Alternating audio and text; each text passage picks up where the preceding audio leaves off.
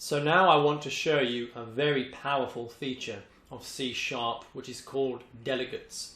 And we can use delegates to treat functions like variables. Now let's see how this can help us.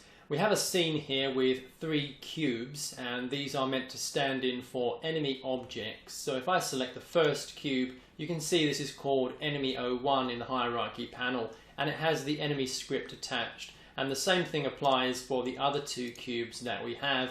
And with the main camera, we have a game manager component attached. And these are the 2 script files here, enemy and game manager. Now there are often times in games where we need to notify all of the enemies or some of the enemies about particular events. For example, if the player steps on a pressure plate on the floor, then this might spawn a lot of new enemies into the level, or perhaps some innocent looking statues suddenly transform into dangerous enemy objects. Now all of these objects need to know about the event that happens when the player steps on the pressure plate. Now in our level I'm going to just use a keyboard event. So when the player presses the E key on the keyboard, I want to notify all of our enemy objects about the event. So let's jump over to MonoDevelop just to take a look at their script files. Here is the enemy script file, enemy.c#, and the only function we have defined is this function here, which is called onKeyEvent. And what we want to do is when the user presses the E key on the keyboard, we want to call this function for each of our 3 enemy objects. And we want to call this whenever the user presses the E key. Now if we take a look in the game manager, all we have defined here in the update function is we've created a conditional statement to check when they press the E on the keyboard.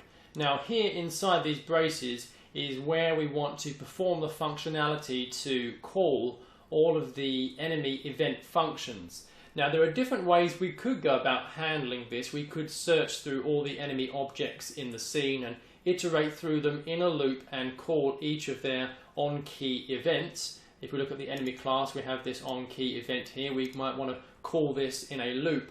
But there is another way, and perhaps a more efficient way of handling this, using delegates. So we're going to take a look at how to do that now.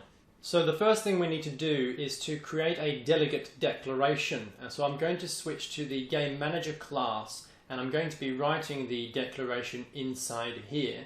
So at the top of the class, I'm going to write the delegate declaration in the following way: public, and I'm going to call this delegate to indicate that I'm going to create a delegate declaration. And I'm going to call the delegate key event. And I'm going to put opening and closing parenthesis and a semicolon. Now this just names a delegate and declares that we are going to be using a delegate. Then what I'm going to do is I'm going to create a public member of the class that is an instantiation of that delegate. So I'm creating a key event type. Notice we've declared the type here as key event. So I'm instantiating a key event delegate, and I'm just going to call this user pressed key, because we're going to be using this delegate whenever the user presses the E key on the keyboard. So in just those 2 lines, what I have done is create a delegate.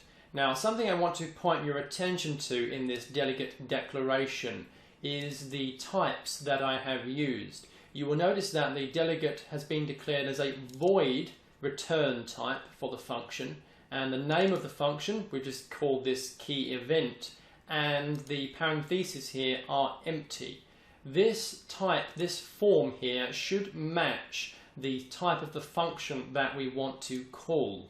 If we look at the enemy class, we can see that the type of this function is void, and then the function name, and then the parentheses, which are completely empty, and that our delegate declaration matches that form.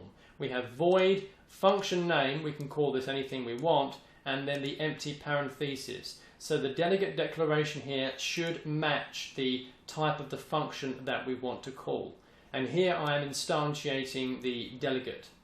Okay, so that's the basic of it set up. Now let's press on.